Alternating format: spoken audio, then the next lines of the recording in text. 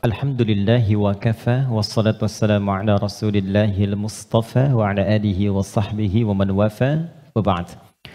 Saya senantiasa berdoa semoga seluruhnya tanpa kecuali dirahmati, dimuliakan dan diridhai oleh Allah Subhanahu wa taala. Dan tentunya doa ini tidak akan menjadi maksimal dapat dirasakan kecuali diiringi dengan ikhtiar juga dari teman-teman untuk mewujudkan itu. Ketika seorang ibu memohon kepada Allah, ya Allah jadikan anakku anak yang saleh, tapi anaknya tidak merespon itu untuk menunjukkan dan berikhtiar mendapat kesolehan, tentu tidak mudah doa-doa itu sampai meresap ke dalam jiwa. Karena itu sekali lagi mudah-mudahan apa yang seringkali kami mohonkan kepada Allah Subhanahu wa taala ada kekuatan dan keyakinan dari teman-teman juga untuk menjemputnya sehingga menjadikan kehidupan dan ranah yang kita pijak dalam pekerjaan profesi apapun menjadi bernilai dan membahagiakan baik di dunia ataupun di akhirat. Baiklah, hari ini kita belajar sesuatu yang sangat penting sekali. Dan ini bila mampu kita olah dengan baik akan menghadirkan puncak kebahagiaan tertinggi. Dan seringkali masalah yang dirasakan oleh setiap orang sumbernya atau puncaknya dari titik ini. Kita akan belajar tentang nafsu. Nafsu. Sering dengar ya? Nafsu, tapi barangkali kita akan olah itu dari pendekatan Al-Quran. Bagaimana nafsu itu diterangkan, seperti apa mengelolanya, dan bagaimana cara mengimplementasikan dalam kehidupannya. Kita bagi dalam 2 sesi, barangkali nanti kita akan ada pemaparan dan kita diskusi untuk mendalami apa yang mungkin kita bisa diskusikan. Bismillahirrahmanirrahim. Kita mulai teman-teman sekalian dari Quran surah ke-91. Nanti silahkan dicek ya. Quran surah 91 itu Asy-Syams. Asy-Syams.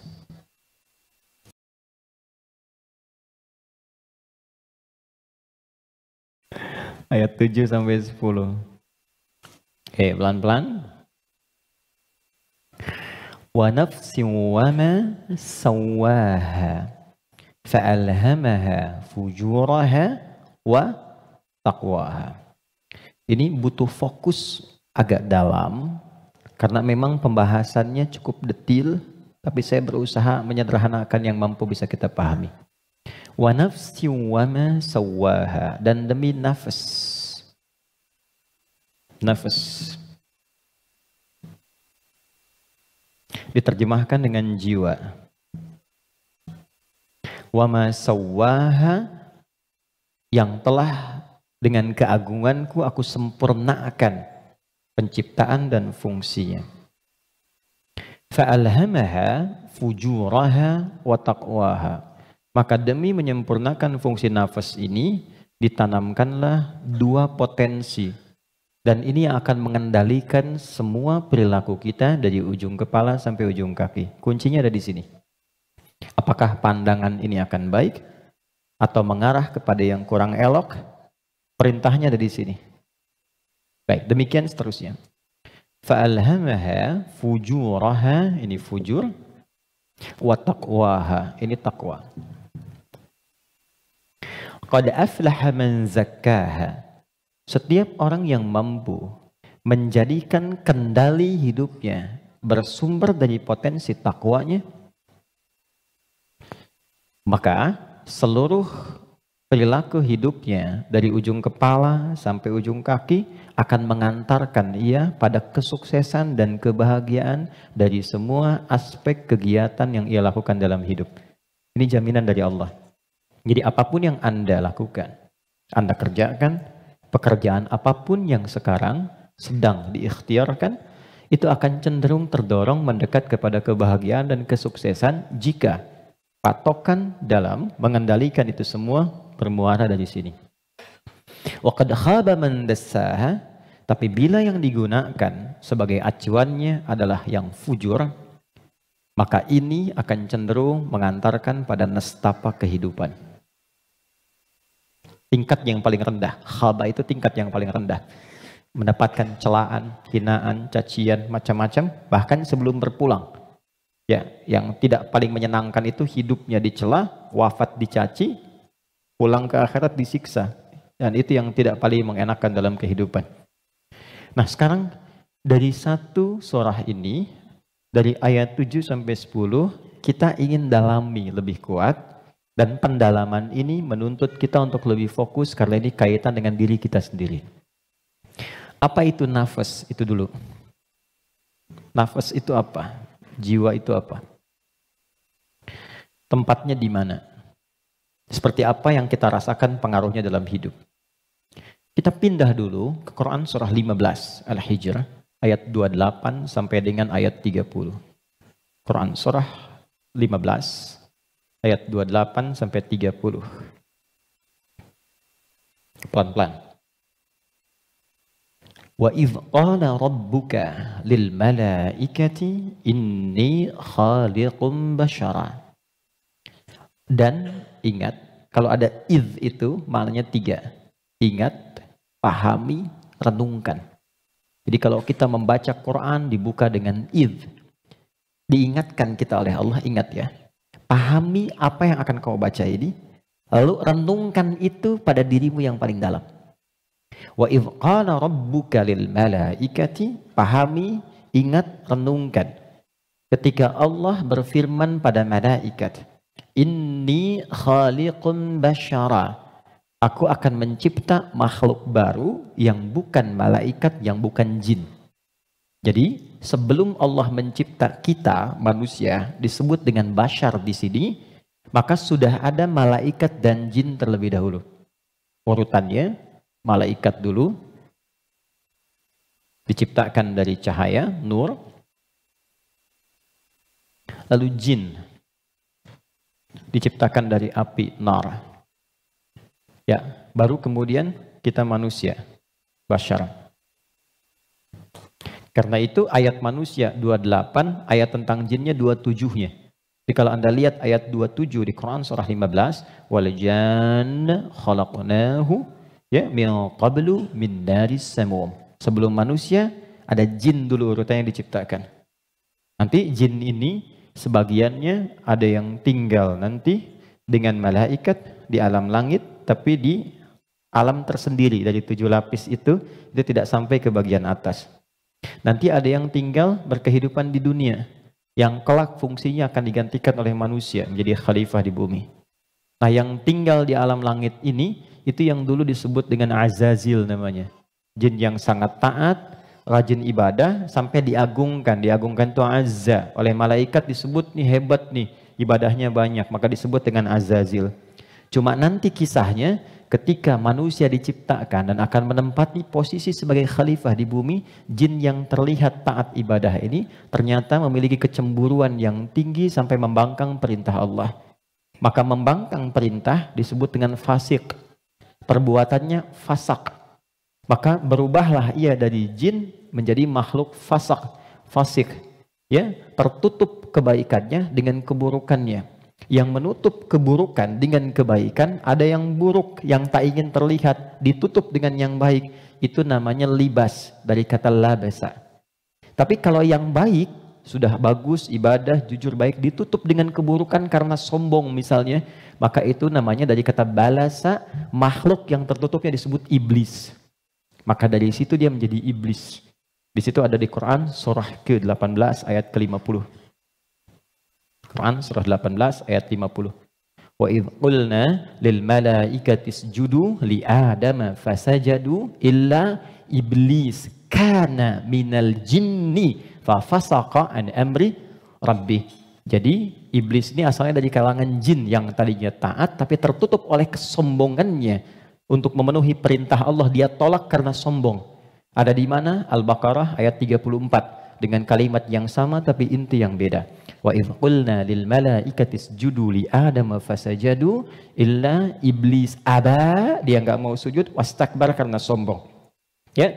Nah, Allah memurkai jin ini menjadi iblis bukan karena enggak sujudnya pada Adam, tapi enggak patuhnya sama Allah. Urusan jin sama Adam itu terkait jin dan Adamnya, tapi ketika tidak mematuhi Allah, maka hilang sifat ubudiyahnya.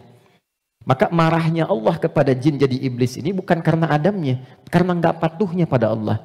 Itu ada di Quran surah ke-7 ayat 11 sampai 12. Qala ma mana'aka alla tasjuda id amartuk. Allah katakan, hei iblis, dirubah langsung jadi iblis. Kenapa kamu nggak mau sujud ketika aku perintahkan? Jadi yang penting itu perintahnya, bukan karena sujudnya. Kita diminta sholat itu, sholat bukan karena sholatnya, bukan karena sujud rukunya, karena Allah yang perintahkan. Karena kita mengaku beriman, buktikan kita patuh pada Allah. Maka kepatuhan itu wujudnya lewat sholat. Makanya ketika seseorang yang mengaku beriman tidak sholat, itu sama dengan tidak mematuhi Allah. Itu prinsip dasarnya. Baik, kembalikan ke sini. Secara singkat, simpan saja dulu malaikat, simpan jinnya dulu, abaikan iblisnya. Kita fokus ke sini dulu. Maka diciptalah setelah itu manusia, disebut dengan bashar. Tolong fokus ke sini. Bashar adalah satu dari 5 nama manusia yang disebutkan dalam Al-Quran. Kadang dia disebut dengan ins, dipasangkan dengan jin, dan pasangan ini tersebut 18 kali dalam Al-Quran. Ya ma'syaral jinni wal ins, wa ma khalaqtul jinna wal ins. Kadang dia disebut dengan insan, 65 kali disebut dalam Al-Quran, bahkan ada surah ke-78, surah Al-Insan. Hal ata 'alal insan. Kadang disebut dengan Bani Adam, 7 kali disebut dalam Al-Quran. Ya Bani Adam, untuk menunjukkan keturunan. Kadang disebut dengan Nas, An-Nas, 241 kali disebutkan dalam Al-Quran. Dan ada surah ke-114, surah bagi semua umat Islam paling favorit di muka bumi. Qul a'udzu birabbin nas. 5 nama. Uniknya, setiap nama dalam Al-Quran menunjukkan fungsi tersendiri bagi kegiatan manusia. Contoh, kalau ingin menunjukkan kelembutan dan karakter keramahan pada manusia dan penampakannya, maka yang disebutkan kata ins. Lalu disebut lawannya jin. Jin disebut jin karena tersembunyi, nggak nampak. Lawannya ins nampak.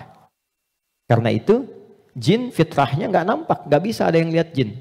Ingat ini ya, kalau ada yang mengatakan saya bisa melihat jin, hanya jin yang mampu melihat jin, maka orang itu sedang kemasukan jin. Ingat itu, ya.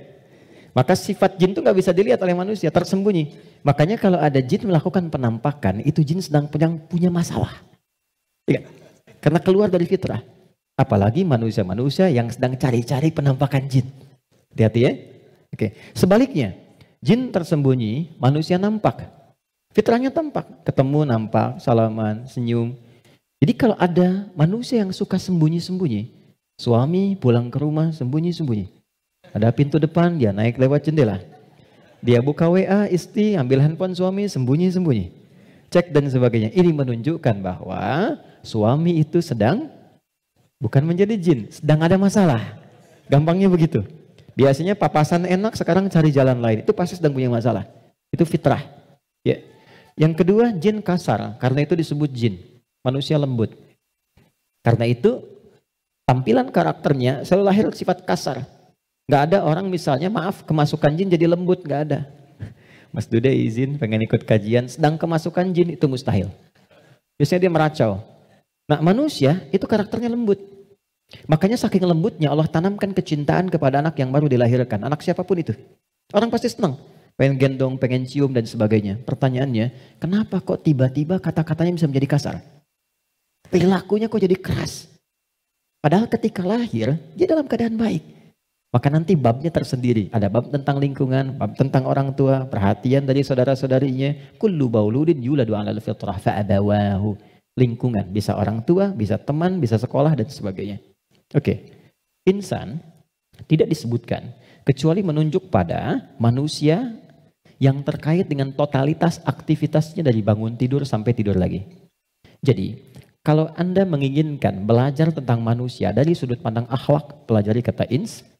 Kalau Anda ingin belajar tentang manusia yang menata kurikulum hidupnya, apa yang harus dilakukan saat bangun, bagaimana menata hidup dengan panduan-panduannya, Anda mau jadi apapun silahkan. Nanti di Quran ada panduannya. Dari bangun tidur sampai tidur lagi, keluarkan semua kata insan dalam Al-Quran. 3. Kalau kita ingin melihat genealogi kita dan perjalanan sejarah kehidupan bapak moyang kita dari Nabi Adam sampai ke Rasulullah SAW yang jadi petunjuk untuk kita, maka temukan di kalimat Bani Adam. Jika Anda ingin belajar tentang bagaimana membangun hubungan yang baik secara sosial dengan teman, dengan lingkungan, dengan tetangga dan sebagainya, maka keluarkan semua kata nas dalam Al-Quran. Tapi kalau Anda ingin belajar tentang menata nafsu yang ada dalam jiwa setiap manusia, maka keluarkan kata bashar dalam Al-Quran. Disebutkan sebanyak 35 kali dalam bentuk tunggal dan sekali dalam bentuk dual. Nah, ketika Allah menyampaikan pertama kali penciptaan manusia, yang disebutkan kalimatnya bashar. Wa idh qala rabbuka lil malaikati inni khaliqum bashara. Bukan ins, bukan insan, bukan bani Adam, bukan annas, bashar. Apa tahapan penciptaannya? Ini intinya. Wa idh qala rabbuka lil malaikati inni khaliqum basharan min salsalin min hama'in masnun fa idza sawaituhu. Satu, membentuk manusia, mencipta manusia ada dua tahapan kata Allah. Pertama fisiknya dulu. Maaf, ini secara teori dulu ya. Baik. Fisiknya dulu. Jadi yang dibentuk berproses, fisik nanti berlangsung selama 4 bulan dalam kandungan. Alhamdulillah. Ini detailnya ditemukan. Misal di Quran surah ke-22 Al-Hajj di ayat yang kelima, atau di Quran surah ke-23 Al-Mu'minun dari ayat ke misalnya 11 sampai dengan 15. Hadisnya di Al-Arba'in An-Nawawiyah nomor hadis yang keempat. Contoh, saya cepat bacakan. Inna ahadakum yujma'u fi batni ummihi arba'ina yawman nutfah. Setiap anak cucu Adam sebelum terlahir dari rahim ibundanya akan mengalami proses selama 40 hari pertama pertemuan spermatozoa dengan ovum, proses. Thumma yakunu mithla dzalika 'alaqah. 40 hari yang kedua membentuk zigot yang mulai menempel di dinding rahim, mulai berproses. Thumma yakunu mithla dzalika mudghah. 40 hari ketiga berbentuk mulai ada daging keratan, mudghah. Sekarang di kurikulum kedokteran di fase modul awal, namanya modul tumbang, tumbuh kembang, itu sama, diksinya sama, menggunakan kata mudghah. Pernah ada anak dari UIN kedokteran datang ke saya, Ustaz saya minta belajar. Saya bilang, Anda dari mana? Kedokteran. Berikan dulu semua modul Anda ke saya untuk saya pelajari dan saya belajar dari Anda, baru kemudian Anda boleh belajar dari saya. Maka saya temukan di antara modulnya ada kata mudghah di dalamnya. Baik, itu usia 4 bulan, 40 hari ketiga. 40 kali 3, 120 hari, 4 bulan. Thumma yursalu ilahil malak fayanfukhu fihi ruh. Ini poinnya. Di usia 4 bulan ini, barulah diperintahkan oleh Allah ditiupkan roh. Karena itu kalau ada yang tengah mengandung, usia 4 bulan, itu rohnya sudah masuk. Ya? Dan di situ nanti ada tuntunan. Bagaimana mendidik anak sejak dalam masa kandungan. Kami pernah share ini di hari Quran dan dipraktekkan. Alhamdulillah begitu anaknya mulai bicara yang keluar Quran. Dan setelah itu dicek kemudian oleh ustadz yang mengecek ternyata telah hafal Quran 30 juz. Dalam baru bicaranya itu. Lalu diurutkan 3 tahun usia hafalan, 3 tahun usianya hafal Quran 30 juz. Di antara amalannya Quran surah ke-7 ayat 189. Falamma taghasyaha hamalat hamdan khafifa famarrat bi, sampai ke ujung ayatnya, da'amallaha rabbahuma la in ataitana salihah lanakunanna minasyakirin. Jadi kalau ada yang sedang mengandung, di antara sunnah membacakan untuk anak itu suami istri. Bukan hanya istri saja, suami saja. Suami istri berdoa, itu doanya ada di Quran surah 7 ayat 189. Satu ayat ini saja. Ya, secara singkat. Saya agak cepat, roh ditiupkan. Nah, roh ini sumber kehidupan. Saya mau tanya begini, maaf ya, ini saya sederhanakan sekali. Kalau roh sumbernya dari mana? Halo? Roh sumbernya dari mana? Allah, oke? Okay? Baik, sumbernya dari Allah. Tahu dari mana? Quran surah ke-17 ayat 85. Wa yas'alunaka 'anir ruh qulir ruhu min amri Rabbi. Karena roh sumber kehidupan langsung yang ditiupkan pada fisik. Jadi generator kehidupannya di sini. Kalau nggak ada roh, nggak akan bergerak ini. Makanya orang meninggal, dicabut rohnya, sudah nggak bisa bergerak lagi. Nah, sumber roh itu sumber kehidupan dari Allah. Baik, sekarang saya tanya, kalau Allah maha baik tidak? Ada aibnya tidak? Ada cacatnya tidak? Lihat, kumpulan semua kebaikan, jika dikumpulkan, jujur, sabar, misalnya kan kalau kita kumpulkan sifat-sifat baik itu, semuanya itu akumulasinya disebut dengan takwa namanya. Karena Allah itu maha baik, gak ada cacatnya, maka semua yang bersumber dari Allah pasti semuanya baik. Dan membawa sifat-sifat kebaikan. Perhatikan, fokus. Roh ini ketika ditiupkan, masuk ke dalam fisik manusia usia 4 bulan, dia membawa sumber-sumber kebaikan. Karena datangnya langsung dari Allah, diperintahkan masuk, maka membawa akumulasi kebaikan.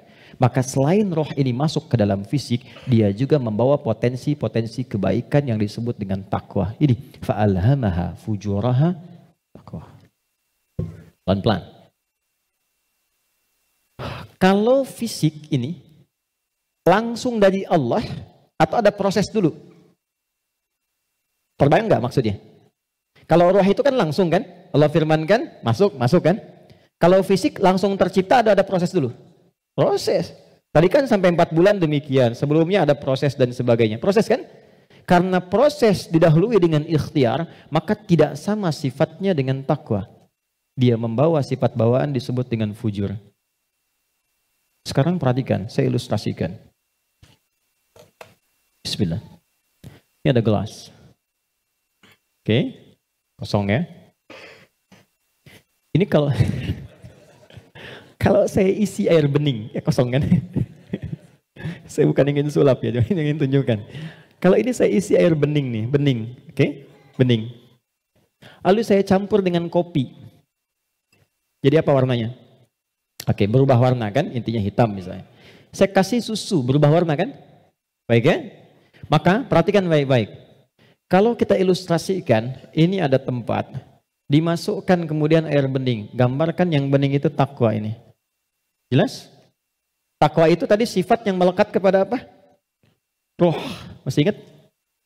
Kemudian dia bercampur dengan ini, sifat bawaan dari fisik. Kenapa saya sebut tidak langsung dari Allah, tapi melalui proses ikhtiar yang Allah tetapkan? Karena maaf sekali. Kenapa namanya disebut fujur? Karena ini berkumpul segala macam bentuk di sini. Apakah teman-teman mencari semua yang halal, yang dimasak oleh istri, masuk kemudian ke dalam mulut dan perutnya, dan terkonsumsi oleh janinnya? Apakah dipastikan semua halal? Kalau dia menjadi halal, akan jadi baik. Kalau dia menjadi syubhat, ya akan menjadi bercampur. Kalau dia dari yang haram akan menjadi kotor. Karena itu yang bersumber di fisik disebut dengan fujur, yang ini pasti baik. Tadi saya katakan, kalau campurannya susu, bening, bagus, nyaman. Tapi kalau campurannya kotor, lumpur dan sebagainya, maka jadi bermasalah. Maka jangan pernah membawa sesuatu yang haram, dibawa ke rumah, apalagi dikonsumsi anggota keluarga. Karena itu pasti akan merusak dan berpengaruh kepada karakter. Karena masuknya ke sini.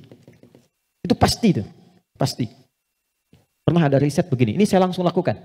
Saya baru pulang dari Tripoli, mengajar di satu tempat di Bekasi. Kemudian tiba-tiba ada anak yang tidak biasa.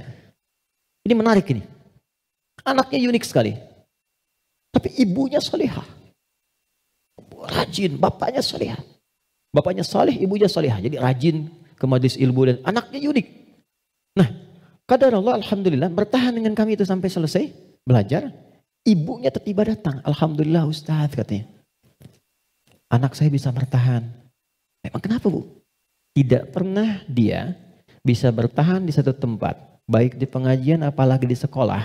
Kecuali setelah 5 menit gurunya akan datang mengantarkan ia kepada saya. Mohon dibawa pulang. Karena kami tak sanggup mengajarinya lagi. Nah tanpa saya tanya ibunya cerita. Ustadz izin konsultasi. Sebetulnya ini saya adopsi. Karena dulu kami mencoba menyelamatkan, saya bekerja sama dengan kawan saya yang public figure juga perempuan, menyelamatkan 2 anak kembar dari perilaku orang tua yang ayahnya pencuri, ibunya suka mabuk. Jadi begitu sedang mengandung, ibunya masih minum minuman yang diharamkan itu. Maka itu berpengaruh kepada janinnya, lahir ia, nah mengeluarkan itu nggak mudah tuh, karena sudah menjadi daging. Maka harus disupport lagi dengan yang halal, ditanamkan lagi yang baik-baik supaya keluar itu. Nanti ada tahap yang ringan, tahap yang menengah, tahap yang paling susah. Tapi itu semua ada caranya untuk mengembalikan. Yang ingin saya gambarkan adalah, hati-hati kita ilmiah sekali hari ini. Ini bawaan dari gabungan fisik sifatnya fujur, yang ini roh membawa sifat takwa. Karena takwa yang bening bercampur dengan fujur, maka merubah keadaan roh. Yang tadinya murni seperti biasa, karena roh membawa sifat takwa, nyampur jadi ini, bercampur dengan fujur. Maka merubah nama roh kemudian menjadi nafas. Pelan-pelan, pelan-pelan. Kalau roh saja yang dibawa sifat takwa, udah pasti baik tuh. Tapi karena dia bercampur dengan ini, yang bahannya banyak tuh, ya, dan sifat fujur, maka berubah nanti dari sifat yang takwa ini bercampur dengan fujur, merubah nama roh saat masuk ke dalam tubuh, berubah menjadi nafas. Dari sini diserap ke dalam bahasa Indonesia menjadi nafas. Ya, maka dikatakan seseorang bisa bernafas ketika rohnya masuk. Tapi dalam keterangan Al-Quran bukan cuma bisa nafas, di situ akan tergabung takwa, potensi yang dibawa oleh roh sebagai sumber kebaikan. Di sini ada fujur, potensi yang dibawa oleh fisik, ya, yang kadang-kadang menjadi lawan daripada sifat kebaikan. Pelan. Sampai di sini bisa dipahami? Artinya apa? Artinya, maaf, di dalam diri kita ini, siapapun manusianya, pasti ada potensi kebaikan. Di sifat dasar manusia itu baik. Itu sifat dasarnya. Nggak ada yang nggak baik. Makanya, maaf, sepencuri-pencurinya pencuri, sebetulnya hatinya menolak. Ketika akan mencuri, pasti hatinya menolak itu. Itu salah. Karena itu pencuri nggak mau dicuri. Coba kalau 3 orang mencuri, yang satu misalnya menyembunyikan hasil curiannya, maka bosnya akan berkata, maling kamu. Padahal mereka baru maling gitu kan. Ya? Oke, pelan-pelan ya. Jadi singkatnya, di dalam diri kita terkumpul semua potensi kebaikan yang dibawa oleh roh. Dan saat yang bersamaan, ada potensi yang dibawa oleh fujur dari fisik. Ada di sini, ini lawannya. Nah, yang menarik begini, ini potensi takwa ini, akumulasi semua kebaikan, kita sebut dengan sumber positif, gini. Yang ini, didesain oleh Allah sebagai lawannya, kita sebut kutub negatif begini, fujur. Pelan-pelan ya. Dan ini sudah menjadi hikmah kehidupan. Apapun yang bisa bergerak akan selalu ditemukan positif dan negatif. Anda beli robot-robotan pakai baterai, pasti ada kutub positif dan negatif kan? Ya kan? Proton dan neutron. Dalam proton nanti ada neuron dan macam-macam, ada partikel, ada atom dan sebagainya. Jelas ya? Ini semua hukumnya sudah begitu. Ini hukum kehidupan. Tapi kaitan dengan diri kita, ini yang harus kita sadari. Saya turunkan ke sini untuk lebih mudah. Nafas, di sini ada takwa, semua kumpulan sifat baik, jujur, rendah hati, kemudian sabar, dan seterusnya. Saat yang bersamaan, di sini ada lawannya, sifat fujur. Jadi kalau teman-teman di sini menemukan jujur, di sifat fujur itu ada dusta. Kalau di sini ada rendah hati, di sini ada sombong. Kalau di sini ada sabar, di sini ada sifat amarah yang berlebihan, pemarah. Nah, kita mesti menyadari setiap manusia itu punya potensi jujur, tapi saat yang bersamaan punya potensi dusta.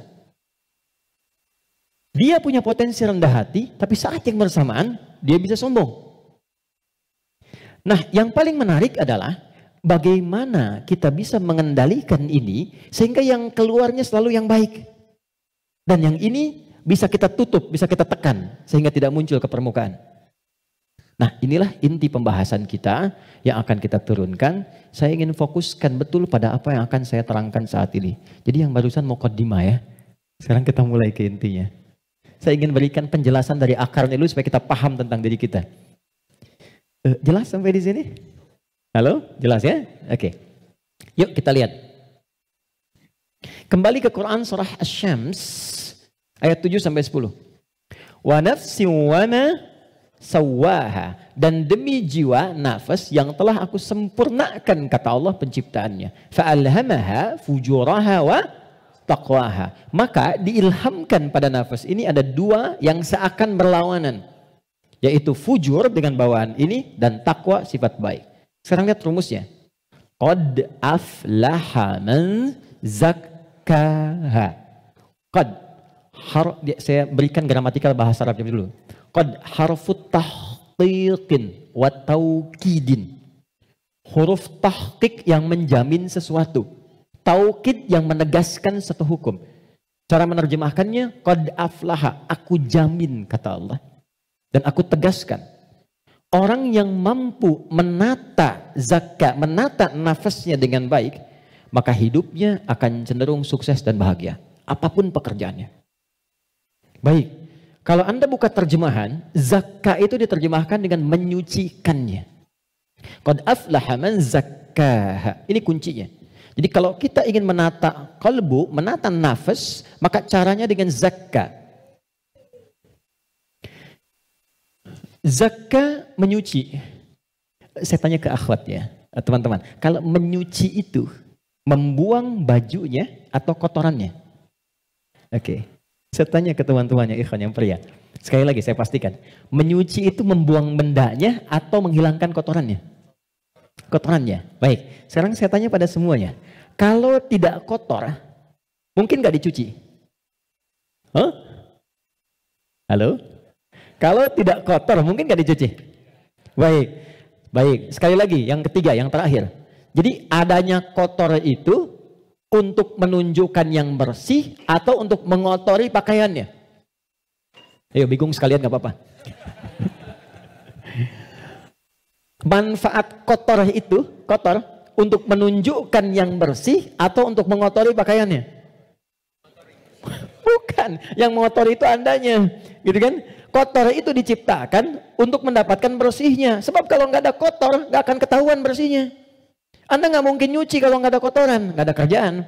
Tapi supaya ketahuan itu bersih, ditampakkan yang kotornya. Kan harus ada pembanding. Dari mana taunya orang itu baik? Kalau ada yang buruknya, bisa dibandingkan. Tahu dari mana dia jujur? Kalau ada bohongnya. Tahu dari mana bersih? Kalau ada kotornya. Maksud saya, kotoran itu diciptakan bukan ingin mengotori pakaiannya, tapi ingin menghasilkan kebersihan di balik kotoran itu. Karena itu menyuci, itu membersihkan kotoran, bukan membuang bendanya. Tarik logika itu ke sini. Qad aflaha man zakkaha. Allah menciptakan sifat fujur bukan ingin menjadikan manusia itu terjebak dalam keburukan. Jadi jangan bertanya begini, kenapa Allah ciptakan sifat dusta? Kan saya nggak akan berdusta kalau begitu. Kenapa Allah ciptakan sifat sombong? Kan saya nggak akan sombong kalau begitu. Bukan, kata Allah, pada asalnya diciptakannya fujur dengan semua sifat ini adalah untuk menjadi katalis dalam bahasa kimianya itu. Supaya dia bisa menstimulus supaya baiknya keluar. Sebab kalau nggak ada ini nggak akan muncul. Contoh, bisa nggak ada sabar kalau nggak ada marah? Antum pulang ke rumah, ketemu istri, tiba-tiba nyampe rumah, istri bilang, "Pak, sabar ya Pak, sabar," gitu. Padahal nggak ada hujan, nggak ada angin, nggak ada apa-apa. Kira-kira respon antum gimana? Sayang, kamu sehat? Kan? Nggak mungkin kan? Ada amarah, pim. Mau marah nih, sabar aja, sabar, nggak usah dibalas. Nah, kapan ada sabar kalau ada pemicunya? Kapan ditemukan jujur? Ketika ada dusta. Jadi dusta itu diciptakan bukan ingin menjadikan Anda sebagai pendusta, tapi sebagai katalis supaya jujurnya muncul. Sabar diciptakan dan marah diciptakan untuk supaya yang baiknya muncul. Sebab kalau nggak ada marah, sabarnya nggak akan naik. Paham nggak sampai di sini? Nah, cara kita mengolah dibalik. Kata Quran, qad aflaha man zakkaha. Kalau satu waktu terjadi, muncul dorongan yang mendorong dari sini, fujur ke nafas. Cara kerjanya begini, supaya lebih paham. Gak apa-apa, saya menghapus saja. Bismillah. Jam 3 saya dari Bandung, ya Allah. Aku sudah hari Kamis. Saya nerangkan sendiri apa. Kehormatan bagi saya Presiden Musyawarah. Enggak usah ini aja, supaya nggak ada beban. Jazakallah. Nggak apa, ini aja. Baik. Kasih banyak. Jazakallah khair. Semoga dapat tambahan rahmat. Amin. Cukup. Ya, dipegang aja nanti kalau ada keperluan lagi. Okay. Begini teman-teman, saya mulai dari sini dulu. Ini agak mahal, tapi butuh fokus. Ini nafas. Nafas itu inti jiwa nih di sini. Kelihatan ya? Intinya di sini. Di dalam inti ini ada lagi turunan tadi. Saya kebawahkan dulu, di takwa, semua sifat baik. Yang ini fujur. Ini lawannya. Nafas itu adanya di dalam kolbu. Kolbu begini. Yang sering terjemahkan dengan hati. Adanya di sini, kolbu. Kolbu adanya di sodrun. Nih, ini. Masih ingat teman-teman kalau sholat kan, Allahu Akbar, tangannya di sini kan? Ini posisi tangan ini sodrun. Di dalam sodrun ada kolbu. Nih, ini ada sodrun. Semua apa yang kita lakukan, sumbernya dari sini. Misal, kita mau bicara nih, kalau yang keluar baik, itu ini yang perintahkan dari sini. Ke sini, ke kolbu, ke sodrun, keluar, ditembuskan langsung ke akal, kita keluarkan sepersekian detik. Kalau yang keluar, yang buruk, sumbernya dari sini. Jelas? Nah, saya ingin katakan dulu sebentar, setan sudah meminta kepada Allah sejak Adam diturunkan supaya diberi kewenangan untuk menggoda yang ini. Itu nanti ada di surah An-Nisa di ayat yang ke-118. Dari ayat 116 sampai 118. La'anahullah wa qala la'attakhidanna min ibadika nasiban mafruḍa. Ketika dia dilaknat oleh Allah, dia berkata, ya Allah, izinkan aku menggoda satu bagian dari manusia. Maksudnya yang ini. Di sini sumber keburukan nih. Dalam bahasa Arab, buruk itu disebut dengan su namanya. Su, gini. Pelan-pelan. Nah, setan menggoda, memprovokasi dengan halus. Memprovokasi dengan halus itu bahasa Arabnya waswas. Waswasa yuwaswisu. Halus sekali. Dia masuk lewat sini. Sodrun. Jamaknya sudur. Jamak dari sodrun sudur. Karena manusianya banyak. Di Quran surah ke-114. Alladzi yuwaswisu fi sudurin nas. Dia menggoda ke sini, ke kolbu, ke sini. Alih-alih bicara yang baik, dia katakan keluarkan yang kasar. Tak sadar keluar. Begitu keluar bentuknya dalam bentuk perbuatan, maka keluar namanya su, kata-kata yang kotor. Kata-kata su. Karena ini melewati nafas, nih, kan dari nafas nih. Tidak dilihat fujurnya, yang dilihat nafasnya. Oh, ternyata nafasnya itu memerintahkan kepada su. Nafas ketemu su, disebutlah nafsu. Oh, ya, ini asalnya nafsu. Ini asal kalimat nafsu. Dari mana ini ditemukan? Quran surah ke-12 ayat 53. Paling kiri sebelah atas di mushaf. Quran surah 12 Yusuf ayat 53. Wa ma ubarni'u nafsi innan nafsa nafas la'amaratum bisu. Nafas ketemu su jadilah nafsu. Jelas? Nah, asalnya nafas ini netral. Di dalamnya ada takwa, ada fujur. Yang ini, yang kelihatan jelek, sebetulnya asalnya katalis untuk yang ini. Bukan ingin menjadikan kita berbuat buruk, tapi lebih menjadikan yang fujur ini mendorong supaya yang sifat baik itu muncul ke permukaan. Pertanyaannya caranya bagaimana? Kata Quran, qad aflaha man zakkaha. Zakka, sifatnya disebut tazkiyah. Cara paling gampang memahaminya adalah ketika muncul dorongan yang kurang bagus, cari cepat lawannya yang baik, yang ini. Karena ini diciptakan untuk memunculkan yang takwa. Jadi ketika Anda menemukan ada yang dusta, bukan mengajak Anda berdusta, tapi supaya Anda memunculkan kejujuran dalam diri Anda. Ketika ada seseorang misalnya datang dengan kesombongan, maka itu adalah pelajaran bagi kita supaya jangan ikut sombong. Yang dimunculkan sifat rendah hatinya. Dicari lawan terbaliknya. Itu poinnya. Prakteknya bagaimana? Contoh. Apa lawan cemberut? Lawan cemberut apa? Senyum. Jadi kalau istri cemberut, harusnya antum senyum. Cemberut dititipkan kepada istri bukan membuat antum supaya marah atau mengintegrasi, tapi supaya antum senyum. Antum pulang ke rumah, lihat istri sedang cemberut. Oh, cemberut. Lawannya apa? Senyum. Sayang. Kok cemberut? Kayaknya kenal. Sling, ada hadiah iPhone 14 Pro Max misalnya kan. Contoh. Dalam hidup itu simpel sebetulnya. Cari lawannya. Sedih lawannya apa? Senang. Ketika ada seseorang sedih, cari apa yang bisa membuat dia senang. Ya, ketika seseorang misalnya sedang gelisah, cari ketenangan. Ketika ada seorang berbuat sombong, antum datang dengan kerendahan supaya mengajarkan dia kembali kepada sifat rendah hati ya. Kalau semua orang bisa melakukan semua ini, walaupun tidak mudah mengerjakannya, maka kata Allah hidupnya akan cenderung bahagia. Itu asalnya. Tapi problemnya adalah di sini ada setan yang memberikan was-was supaya ini muncul dominan. Apa yang bisa mencegah dan menghambat setan supaya tidak menjadikan manusia dominan dengan sifat fujurnya dibanding takwanya? Sebelum sampai ke sana, saya ingin jeda dulu. Saya ingin simpulkan dulu konsep dasarnya. Jika kita ingin menata nafas dengan baik sehingga tidak didominasi oleh nafsu sifat-sifat yang kurang bagus, maka setiap mendapati kekurangan-kekurangan atau hal yang kurang positif dari siapapun lawan kehidupan kita, maka cepat munculkan lawan baiknya. Kadang-kadang yang diuji bukan kita, yang diuji orang lain, tapi yang disasar hikmahnya kita. Itu namanya fitnah. Jadi fitnah itu tidak harus selalu tuduhan. Bisa jadi ujian.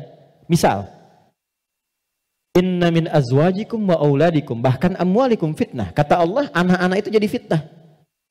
Maksudnya apa? Kadang-kadang di anak-anak ada aktivitas-aktivitas yang mungkin tidak ideal, yang orang sebut dengan nakal. Ya? Padahal tidak ada anak yang nakal. Boleh jadi anak itu dibuat aktif supaya kreativitas orang tuanya makin muncul. Jadi ketika Anda melihat anak-anak punya ekspresi tersendiri, lihat dulu dari yang kurang bagus itu apa yang dimunculkan yang baik supaya keluar. Itu caranya. Sama dengan begini, musibah. Itu bala namanya. Ibtila, ujian langsung yang dialami. Bagi kita itu fitnah. Ujian yang diberikan ke sana, tapi hikmahnya menyentuh diri kita. Ada nggak yang terpanggil untuk datang? Betul nggak orang beriman saling merasakan? Betul nggak titipan harta itu benar-benar untuk berbagi dan sebagainya? Maka diberikan ujiannya di sana. Mungkin yang wafat di sana masuk kategori syahid akhirat. Karena di antara syahid itu kan tertimpa bebangunan, meninggal dia syahid. Kita wafat bagaimana? Maka disentuh untuk datang. Kami ke sana bangun posko, lihat teman-teman, maaf ya, ini pelajaran besar ya. Mohon kalau kurang berkenan, mohon saya dimaafkan dengan kalimat ini. Demi Allah saya katakan, rumah yang mewah sampai yang biasa hancur. Dan yang paling menarik bukan itu. Yang paling menarik hati kita untuk merenungkan. Bahkan rumah yang masih bertahan pun dan masuk kategori mewah, tidak ada yang berani penghuninya untuk datang ke tempat itu. Dia lebih memilih mengungsi atau tinggal di tenda-tenda yang bahkan jauh dari kata layak. Pertanyaan saya, jadi yang selama ini dikumpulkan kerja keras siang dan malam, jadilah sesuatu yang mewah itu, kendaraan yang hebat itu, lalu untuk apa kalau tidak digunakan dan dinikmati ketika Allah memudah membalik itu dalam sepersekian detik? Maka saya ingin katakan pada teman-teman, jangan sampai terjadi dalam satu masa, dalam satu waktu, sudah kerja, lelah, capek dan sebagainya, tapi karena hubungan yang jauh dari Allah, atau karena sebab tertentu, justru berbalik nikmat itu menjadi sesuatu yang bahkan tidak bisa dinikmati secara langsung. Itu pesan pertama. Tapi jangan disimpulkan bahwa di sana ada maksiat dan sebagainya, tidak ke situ arahnya. Boleh jadi mereka ditetapkan oleh Allah untuk mendapatkan kemuliaan karena datang keluarga-keluarga besar membawa sesuatu yang bahkan belum pernah mereka lihat sebelumnya. Yang gak pernah menemukan makanan-makanan yang mungkin menurut kita enak dan layak. Yang merasakan perhatian, merasakan bantuan-bantuan, kenal saudaranya. Yang gak ada masjid, dibangunkan masjid lagi. Yang wafatnya syahid. Kita siapa? Dan bagaimana cara kita kembali kepada Allah Subhanahu wa Ta'ala? Nah, itu fitnah. Ujiannya di sana yang merespon kita di sini. Terkadang adanya pada tetangga kita. Tetangga yang sakit dibuat sakit bukan karena ingin menjadikan dia sakit. Boleh jadi Allah ingin menguji Anda sebagai tetangganya, sikapnya bagaimana? Kita cara melihatnya. Tetangga Anda ada kekurangan, mudah bagi Allah menjadikan dia kaya. Tapi Allah titipkan kepada Anda tetangganya supaya Anda merespon harta yang Allah titipkan untuk berbagi. Contoh lain, Anda sudah ke masjid. Anda punya tetangga, belum mau ke masjid. Dijadikan ia menjadi tetangga Anda, bukan untuk Anda caci, atau Anda katakan, tuh saya punya tetangga gak pernah ke masjid. Bukan. Boleh jadi Anda ditempatkan di situ, sehingga mendapat bagian dari dakwah untuk mendoakan dia supaya ke masjid. Ada orang bertanya, saya tanya begini, satu jamaah, apa hukumnya Ada tetangga masjid, tinggal di samping masjid, 5 meter jaraknya dari masjid, bahkan toa masjid menghadap ke rumahnya begini. Tapi dia belum mau ke masjid. Oh, jawabannya beragam. Dosa Ustadz, haram Ustadz. Ada yang bilang bakar rumahnya. Hukumnya, ajak dia ke masjid. Hukumnya, ajak dia ke masjid. Ini sederhana. Tipis bahasannya, tapi kalau kita praktekkan dalam kehidupan di rumah tangga, suami dengan istri, dengan anak, anak dengan ayah, dengan ibu, ini dibawa, kita datang ke ibu sedang cemberut, buat beliau tersenyum. Lihat pasangan sedang gelisah, buat dia lebih tenang. Lihat anak sedang menangis, buat dia tertawa. Nabi SAW kedatangan seseorang menyampaikan, ya Rasulullah, si fulan berjuang fi sabilillah, ikut ke medan perang, tapi ibunya menangis. Dipanggil oleh Nabi anak itu, katakan, irja. Pulang kamu, bikin ibumu tertawa seperti engkau membuatnya telah menangis. Ini konsepnya. Sederhana, tapi kalau kita bisa mengendalikan itu dalam kehidupan, maka kebahagiaan akan nampak di depan mata. Setidaknya itu kata Al-Quran. Oke, saya berhenti sejenak, kita dialog dulu. Nanti setelah itu saya akan sempurnakan tentang provokasi setan dan bagaimana mencegahnya. Ada yang mau ditanyakan? Saya perkenankan. Halo, kenapa menjadi diam begini? Ada yang mau bertanya? Atau saya teruskan dulu? Setelah itu baru kita bebas berdiskusi? Baik ya? Baik. Tidak mudah untuk dilakukan, sikap seperti itu, mudah disampaikan tapi tidak mudah dikatakan. Sama Ustadz juga begitu. Sama saja, godaannya sama, mau Ustadz mau bukan sama. Makanya jarang ada Ustadz ceramah bawa istrinya. Baik. Ini live gak ya? Oke, aman ya. Baik, saya kembalikan ke sini. Kenapa? Karena sama, ada setannya. Ini poinnya. Ada setannya. Ini yang sudah berjanji kepada Allah, berkomitmen maksudnya. Pokoknya selama manusia hidup, siapapun itu, dan apapun statusnya, dia pasti memberikan waswas, menggoda lewat sini. Supaya ini ditekan. Ya, supaya takwanya ditekan, yang naik yang ini, yang buruk-buruknya. Maka bagaimana cara mencegah godaan-godaan setan itu sehingga kita manusia tidak terbawa dalam nuansa provokasi setan, sehingga bertransformasi dari pribadi yang lembut ini berubah menjadi pribadi yang kasar, yang kotor tindakannya dan sebagainya. Maka yang pertama kata Al-Quran, teruskan ayatnya, waqad khaba man dassaha. Ingat ya, kalau sifat fujur itu diperturutkan, diikuti, dusta diikuti, sombong diikuti, jadi perilaku, jadi sombong. Belum apa-apa, sudah mulai pamer, sudah macam-macam dan sebagainya. Perhatikan, khab. Pikirkan dulu kata Allah kalau mau sombong. Pikirkan kalau ingin dusta. Pikirkan kalau ingin berbuat hal-hal yang buruk. Khab. Muaranya, ujungnya pasti kehinaan. Ini. Jadi sebelum berbuat sesuatu yang menyimpang, kalau Anda ingin berkata kotor, pikirkan dulu. Karena ketika itu keluar, Anda akan terhina, kata Allah. Anda akan terhina. Kalau bukan ada yang dihadapan, orang lain yang akan tergerak untuk menghinakan itu. Karena itu tidak sedikit orang yang mengeluarkan kata-kata kotor dalam kehidupan, terekspos kemudian, bukankah dirinya menjadi rendah? Mau sombong, bagi dirinya mungkin hanya ingin menampilkan kerja keras saja. Tapi ketika ditampilkan dalam bentuk sombong, diikuti provokasi ini, maka apa yang terjadi? Khab. Kata Allah, ujung-ujungnya pasti ini, terhina hidupnya. Entah itu mendapatkan celaan, entah itu mendapatkan cacian. Jadi semua bentuk keburukan yang dialami oleh manusia itu kembali kepada perilakunya. Dan pada akhirnya adalah mengikuti bisikan-bisikan yang disampaikan oleh setan. Jadi yang pertama kali, kalau terfikir sesuatu yang buruk, langsung kata Allah pikirkan. Maaf ya, hei jangan kerjakan. Kalau tidak, kamu akan terhina di ujung. Maaf sekali lagi, maaf.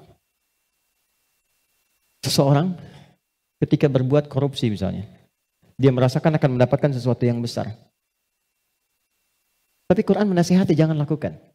Karena kamu akan terhina. Betapa itu terbukti ketika dia diketahui. Entah itu KPK, kejaksaan atau polisi menangkap dan seterusnya. Perhatikan, apa hukuman yang didapatkan dalam kehidupan sosialnya? Cacian, makian, celaan. Dan yang paling dahsyat, bukan hanya orang yang melakukan, sampai anaknya dapat bagiannya. Padahal tidak pernah mengerjakannya.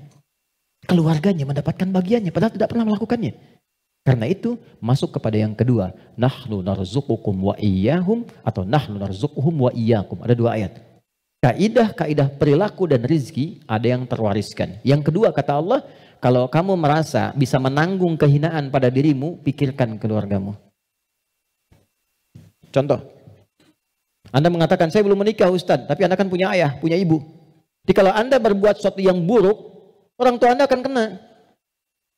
Anda berbuat maksiat, terjebak dengan perbuatan buruk, menggunakan benda-benda yang haram misalnya, atau mencuri atau macam-macam, waliyadzubillah. Dilakukan itu, diketahui, diekspos di publik, bukan punya Anda, bukan hanya Anda, ibu Anda akan kena, ayah Anda akan kena. Karena itu kata Quran, sebelum Anda berbuat yang kurang baik sebagai anak, pikirkan dulu orang tua.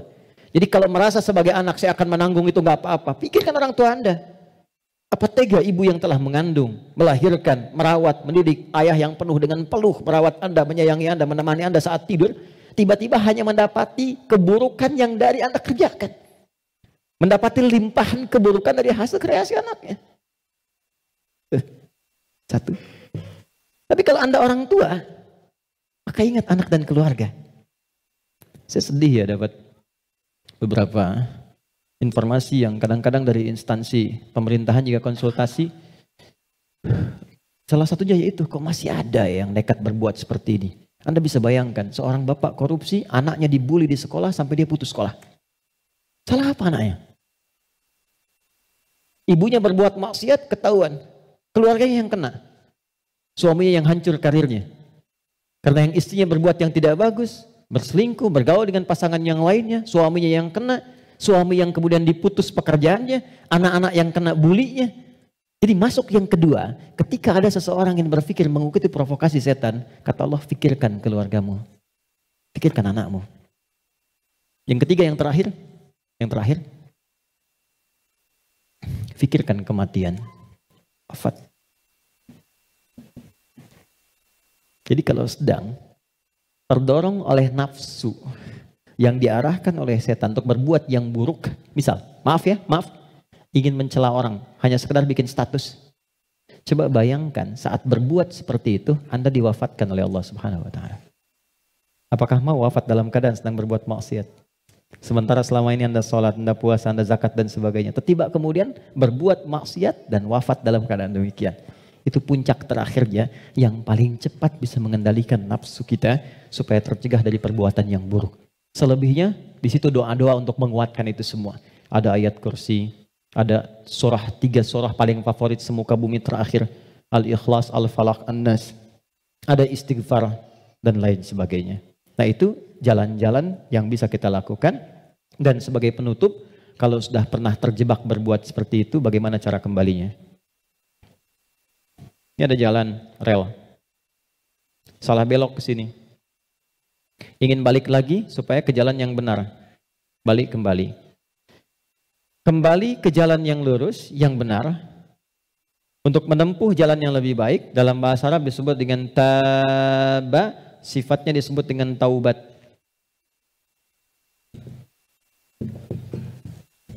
Maka muncullah ayat taubat. Quran surah ke-4 ayat 17.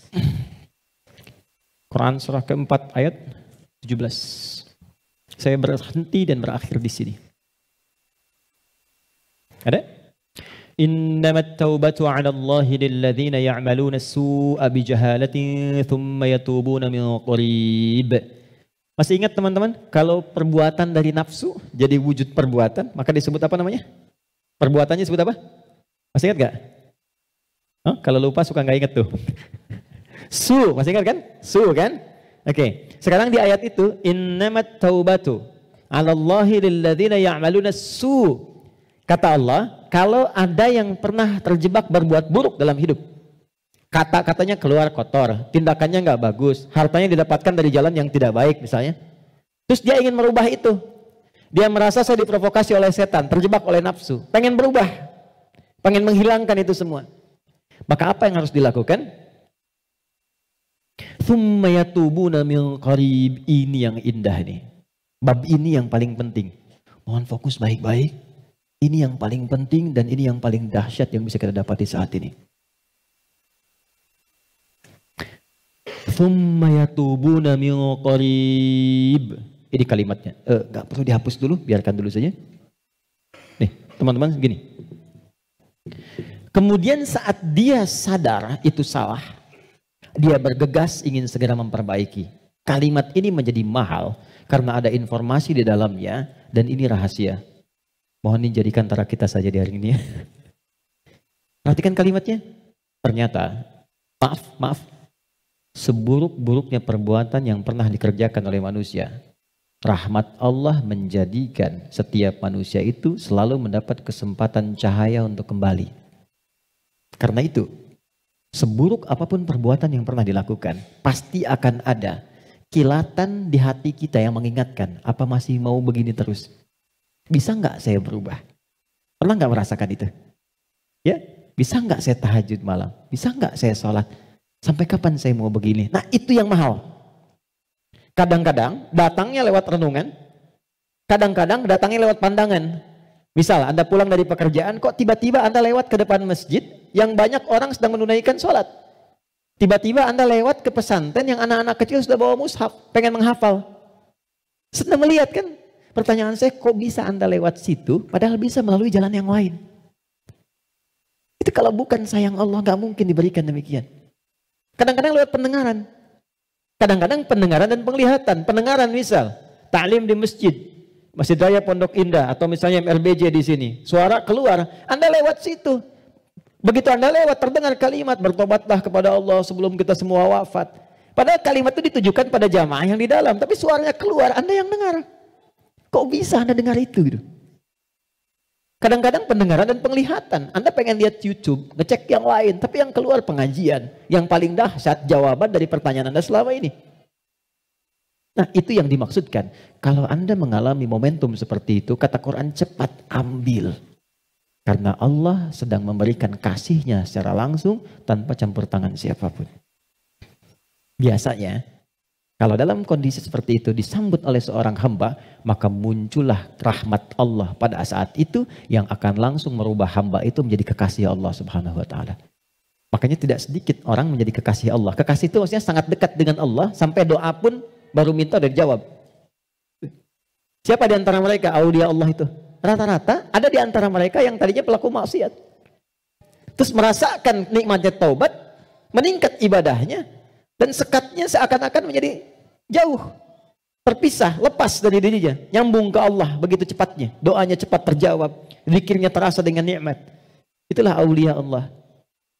Nah, jadi yang ingin saya katakan adalah, kalau satu kali berbuat salah, terfikir, kemudian ada kilatan di hati kita, di pikiran kita, atau mendengar atau melihat sesuatu, mengarahkan kita untuk bertobat, cepat ambil itu. Cepat ambil. Itu yang dimaksud Quran surah ke-29 di ayat yang terakhir. Walladzina jahadu fina lanahdiyannahum subulana. Setelah itu, sesali perbuatan yang pernah dikerjakan, minta ampun pada Allah. Kalau terkait dengan manusia, minta maaf. Datangi. Dan jangan merasa sungkan. Jangan merasa sungkan. Kenapa berani berbuat salah tapi tidak berani meminta maaf? Datangi, minta maaf. Apapun yang ia lakukan, kata-kata dan sebagainya, tidak akan pernah mengambil hak Anda. Tidak akan mengambil kesempatan Anda, waktu Anda, tapi membebaskan semua sekat yang ada dalam jiwa kita. Tapi kalau orang lain yang salah, maafkan dulu. Memaafkan orang itu akan menghilangkan sekat dalam diri kita, sehingga tidak pernah memikirkan dia lagi. Tapi tidak menyelesaikan persoalan dia dengan Allah. Jadi tetap dia dihisab oleh Allah sebelum dia minta maaf pada kita. Ini nggak ada ruginya. Paham ya? Karena itu kalau ada kilatan di pikiran kita mengajak untuk bertobat, cepat respon, sesali perbuatan itu, berjanji tidak mengulangi dan mengganti dengan perbuatan baik. Apa tandanya taubatnya diterima? Tandanya semua perbuatan yang jelek yang pernah keluar dari lisan, dari mata, dari telinga sampai ujung kakinya, misal, maka berganti menjadi perbuatan baik. Itu tandanya hamba itu diterima taubatnya oleh Allah Subhanahu wa taala. Saya tutup dengan hadis Nabi sallallahu alaihi wasallam. Innallaha idza ahabba 'abdan ibtalah. Allah kalau mencintai seorang hamba maka mengujinya. Kadang-kadang di antara ujian itu, kalau manusia tidak bisa memanagenya, ada yang mengantarkan pada sifat-sifat buruknya. Maka muncullah keterangan yang kedua langsung dari Al-Quran. Innallaha yuhibbut tawwabina wa yuhibbul mutatahhirin. Allah sangat mencintai pelaku maksiat yang mau bertobat dibandingkan dengan orang soleh yang tidak pernah merasa salah. Ingat ya, Allah sangat mencintai pelaku maksiat yang mau bertobat dibandingkan orang soleh yang tidak pernah merasa salah. Silahkan bikin status. Itu dari Al-Quran. Oke ya? Saya kira itu yang bisa saya sampaikan. Kita berdoa kepada Allah Subhanahu wa taala, mudah-mudahan doa kita bisa dikabulkan dan mendapatkan nilai kebaikan di sisi Allah Subhanahu wa taala. Allahumma taqabbal minna innaka antas sami'ul alim wa tub 'alaina innaka antat tawwabur rahim. Allahumma arhamna ya arhamar rahimin. Ya Allah, mohon rahmati siapapun yang ada di ruangan ini atau yang mungkin bersambung bersama kami dalam kebaikan. Rabbana la tada' lana fi maqamina hadza wa fi kulli maqamin dhanban illa ghafarta. Ya Allah, mohon jangan biarkan ada satupun di antara kami yang hadir saat ini kecuali Engkau ampuni segala dosa-dosanya. Wala hamman illa farajtah. Jika ada yang merasakan kegelisahan, jangan biarkan ia pulang kecuali Engkau telah tenangkan keadaan hatinya. Wala asiran illa yassartah. Jika ada yang mengalami kesulitan dalam hidupnya, maka mohon ya Allah ringankan dan hilangkan semua kesulitannya. Rabbana atina fid dunya hasanah wa fil akhirati hasanah wa qina adzabannar. Wa sallallahu ala sayyidina Muhammad wa ala alihi wa sahbihi ajma'in wa akhiru da'wana alhamdulillahi rabbil alamin. Assalamualaikum warahmatullahi wabarakatuh.